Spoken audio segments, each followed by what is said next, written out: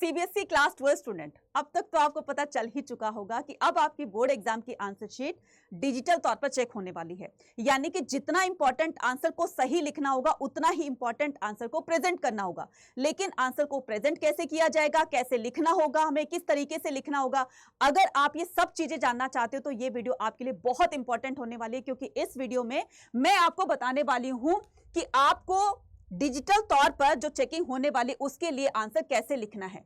So how to write your answer CBSE digital checking on screen marking, जिसको हम OSM के नाम से जानते हैं। तो अगर ये सारी चीजें समझनी है तो आपको वीडियो को एंड तक देखना होगा, और अगर आप चैनल पर नए तो चैनल को सब्सक्राइब जरूर करना होगा, क्योंकि ये एक ऐसी वीडियो है जो आपको हेल्प करेगी कि आपको अपनी डिजिटल जो आंसर शीट चेक होनी है उसमें किस तरीके से लिखना है। और इस वीडियो को ज्यादा ज्यादा अपने तक शेयर भी कर देना ताकि सभी बच्चों को पता चल सके।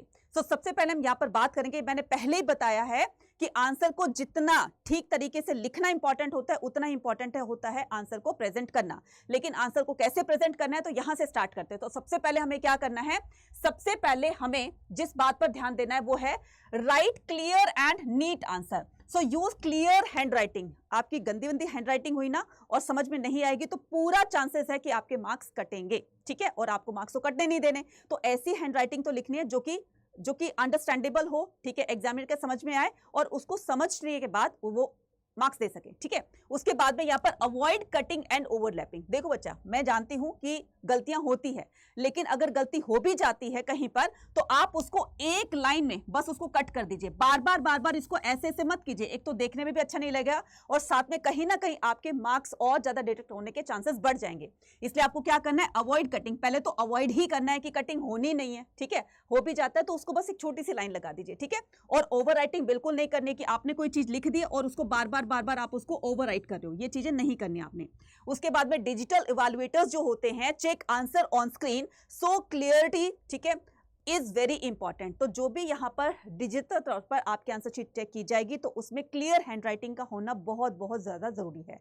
मतलब मोटा मोटा में क्या समझ में आया कि handwriting should be neat and clean, ठीक है। अब चलते हैं आगे कि यूज हेडिंग एंड सब हेडिंग। तो आपको अपने आंसर्स को लिखते टाइम क्या करना है, हेडिंग्स और सब हेडिंग्स यूज करनी है, ठीक है। So write answer with the proper heading. तो सबसे पहले आप जब आंसर लिखते हो तो उसकी एक प्रॉपर हेडिंग डालिए, ठीक है, आप क्या समझाना चाहते हैं, ठीक है, उसकी एक हेडिंग डालिए, ठीक है। उसके बाद में break long answer into points और पैराग्राफ। तो अगर आपके 8 मार्क का क्वेश्चन है, 6 मार्क का क्वेश्चन है तो आपको उसको ब्रेक करना है और आप कोशिश करना कि उस आंसर को आप पॉइंट्स के अंदर लिखें, क्योंकि पॉइंट्स के अंदर लिखने से ना वो चांसेस और ज्यादा बढ़ जाते हैं, क्योंकि उसमें क्लैरिटी होती है और जितने अच्छे से एग्जामिनर को समझ में आएगा उतने ही अच्छे मार्क्स मिलने की पूरी उम्मीद होती है, ठीक है। उसके बाद में this help the examiner quickly understand your answer. तो ये क्या हेल्प करेगा, एग्जामिनर को अच्छे से और जल्दी से समझने में हेल्प करेगा और आपको फुल मार्क्स देने पर मजबूर हो जाएगा।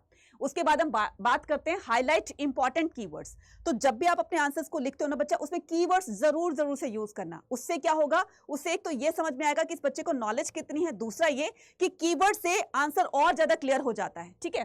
सो अंडरलाइन द कीवर्ड्स और द इंपॉर्टेंट टर्म्स। तो जो भी इंपॉर्टेंट टर्म्स आई हैं, जो भी इंपॉर्टेंट कीवर्ड्स आप हाईलाइट करना चाहते हो, एग्जामिनर की नजर उस पर दिलवाना चाहते हो और एग्जामिनर उसको देख करके इंप्रेस हो जाए, अगर कुछ ऐसा करना चाहते हो तो इन कीवर्ड्स को, इनको कीवर्ड्स के साथ साथ जो भी इंपॉर्टेंट टर्म्स लिख लो उसको हाईलाइट जरूर से कर देना। और हाईलाइट कैसे करना है, हाईलाइट करना है आपको अंडरलाइन से, इस तरीके से, या तो 1 कर दीजिए या 2 कर दीजिए, ठीक है। उसके बाद में it helps the examiner identify the key points. ये एग्जामिनर को हेल्प करेगा किसमें, आइडेंटिफाई द की पॉइंट्स। की पॉइंट जो भी आपने बनाया है ना उसको आइडेंटिफाई करने में कि बच्चा क्या कहना क्या चाहता है, ये कीवर्ड क्या कहना चाहता है ना। दूसरा ये easily understand the digital checking, और ये डिजिटल चेकिंग में भी बहुत अच्छा रिस्पॉन्स देती है और अच्छे से समझ करके आपको अच्छे मार्क्स देती है, ठीक है। उसके बाद में हम यहां पर बात करते हैं राइट आंसर्स इन पॉइंट। अपने आंसर्स को हमेशा पॉइंटर्स के अंदर लिखिए। पॉइंटर्स में लिखने से सबसे बड़ा बेनिफिट ये होगा कि एग्जामिनर को एक तो समझ में आएगा, आपको फुल मार्क्स भी देगा और साथ में वो चीजें क्लियर भी नजर आएंगी। सो अवॉइड राइटिंग लॉन्ग पैराग्राफ, ठीक है। आपको लॉन्ग पैराग्राफ में अपनी राइटिंग बिल्कुल नहीं करनी है, उसको पॉइंटर्स में लिखना है, ठीक है। Use the bullet points of the number. या तो आप उसको बुलेट पॉइंट्स में इस तरीके से आप उसको बुलेट्स दे सकते हैं, या फिर 1 2 3 4 करके दे सकते हैं, या फिर ABCD कर सकते हैं। Point wise answers are easier to evaluate on the screen. तो जब आप पॉइंट वाइज आंसर लिखते हैं ना तो ये इवैल्यूएट करने में और भी ज्यादा इसमें इजीनेस हो जाती है और सारी चीजें बिल्कुल क्लियर नजर आती है। तो अगर आपको अपने आंसर्स में एक भी मार्क्स नहीं कटवाना तो आप उसमें इस तरीके से लिख सकते हैं। अब हम बात करते हैं किसकी, यूज डार्क पेन और द पेंसिल्स की। ठीक है, जब भी आप हिस्ट्री हो, पॉलिटिकल साइंस हो, ठीक है, अगर आप उसमें कोई डायग्राम बनाना चाहते हैं, ठीक है, अगर रिक्वायर्ड है तो, अगर आप उसमें मैप बेस्ड क्वेश्चन करते हैं तो यूज आपको डार्क पेन या पेंसिल यूज करनी है, क्योंकि जब स्क्रीन पर वो चीज दिखाई देती है ना तो विजिबल होनी चाहिए वो भी अच्छे तरीके से, इसलिए डार्क पेन से, ठीक है, डार्क पेंसिल है आपके पास तो उसको डार्क तरीके से उसको लेबल करना है, उसको जो है वो जहां पर आपको लोकेट करना है तो आप उसको लोकेट कर सकते हैं। So in subject like the history and political science label the term clearly to get the full marks. तो वो चीजें स्क्रीन पर जब क्लियर दिखाई देंगी तभी आपको फुल मार्क्स मिलेंगे। इसलिए इन चीजों, छोटी छोटी बातें हैं लेकिन ये बातें बहुत ज्यादा इंपॉर्टेंट है और ये आपको मार्क्स अच्छे दिलाने में बहुत ज्यादा हेल्प करेंगी, राइट। उसके बाद में अटेम्प्ट ऑल द क्वेश्चन। बच्चा ये गलती बिल्कुल मत करना कि कोई क्वेश्चन आपको नहीं आ रहा है तो आपने सोचा कि मैं इसको बाद में कर लूंगा, उसकी आपने जगह छोड़ दी, उसका स्पेस जो है बना करके छोड़ दिया और आप आगे बढ़ गए, है ना। तो ये गलती बिल्कुल मत करना। कोई भी आंसर आपको स्किप नहीं करना है, लिखना है, चाहे आप उसमें दो लाइनें ही क्यों ना लिखे लेकिन उसको लिखना जरूर है, क्योंकि कोई ना कोई तो उस क्वेश्चन के अंदर ऐसा वर्ड आया होगा जिसमें थोड़ा बहुत तो आपको कुछ याद होगा ना, तो चाहे थोड़ा लिखो, सीबीएसई कहता है कि थोड़ा लिखो लेकिन लिखो जरूर, उसमें भी आपको मार्क्स मिलेंगे। इसलिए गलती मत करना कोई भी आंसर को स्किप करने की या छोड़ने की, ठीक है। उसके बाद में गोल्डन रूल क्या कहते हैं, सिंपल, पॉइंट वाइज और कीवर्ड्स और neat handwriting is equal to full marks. तो ये फुल मार्क्स लेने के, ठीक है, ये आपको पॉइंटर्स याद रखने हैं, इन्हीं के बेस पर अपने आप को, अपने आंसर्स को फ्रेम करना है, प्रेजेंट करना है और यहीं से ही आपको फुल मार्क्स मिलने के चांसेस और ज़्यादा बढ़ जाते हैं। बात छोटी छोटी है लेकिन है बहुत इंपॉर्टेंट, है बहुत वैल्यूएबल। अब ये तो बात थी बोर्ड एग्जाम की। अगर आपको लगता है कि आपके बोर्ड एग्जाम बहुत अच्छे जा रहे हैं, बहुत अच्छे मार्क्स आ सकते हैं, तो मेरा मानना ये है कि अभी से आप अपनी सीयूटी की प्रिपरेशन भी स्टार्ट कर दीजिए, क्योंकि जितनी जल्दी आप सीयूटी की प्रिपरेशन स्टार्ट करोगे उतनी ही जल्दी आपकी अंडरस्टैंडिंग बढ़ती चली जाएगी। अंडरस्टैंडिंग बढ़ने के साथ साथ में आपका कॉन्फिडेंस लेवल भी बिल्ड होगा, स्पीड और एक्यूरेसी पर ध्यान दोगे। यही जो सारी की सारी चीजें हैं वो आपके सीयूटी जैसे एग्जाम के अंदर अच्छा स्कोर कराने में आपको बहुत बहुत ज्यादा हेल्प करेगी। इस बार 16 लाख स्टूडेंट से आपका कंपटीशन होने वाला है, तो उन 16 लाख स्टूडेंट को कैसे बीट करोगे।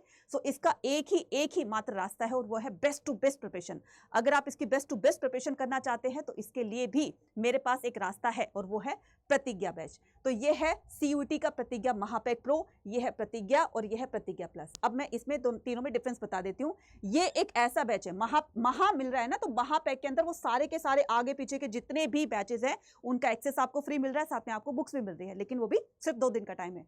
इसके अलावा ये जो है मैंने बताया ना कि इसमें आपको बुक्स भी मिल रही है, तो ये प्रतिज्ञा है। अगर आप इसमें एनरोल कर रहे हो तो आज और कल के लिए आपको इसमें बुक फ्री मिलेगी। और फिर ये है प्रतिज्ञा प्लस, जिसमें आपको प्रिंटेड बुक मिल रही है। अब बुक आपके सामने होगी तो आप टॉपिक को अच्छे से और समझ पाओगे, क्वेश्चन आपके सामने होंगे तो आप उसको आंसर्स कर पाओगे। तो मेरे को लगता है कि बुक बहुत ज्यादा हेल्प करती है, ठीक है। हर एक चीज की आपको बुक मिलेगी, हर एक सब्जेक्ट की आपको बुक मिलेगी। इन तीनों में से किसी में भी एनरोल करना है और मैक्सिमम डिस्काउंट पाना है तो कूपन कोड यूज करेंगे Y489। और ये मेरा क्या है, टेलीग्राम चैनल है, आप इसको भी ज्वाइन कर सकते हो। यहाँ पर मैं डेली क्विजेस डालती हूँ, इससे आप अपनी प्रिपरेशन को और भी ज़्यादा एनहांस कर सकते हैं। अब ये आपको सारी चीज़ें कहाँ पर मिलेगी, ये आपको सारी चीज़ें मिल रही है कहाँ पर, आपको करियर्स अड्डा की ऐप पर। तो क्या करना है, करियर्स अड्डा की ऐप को फटाफट से डाउनलोड कर लेना है।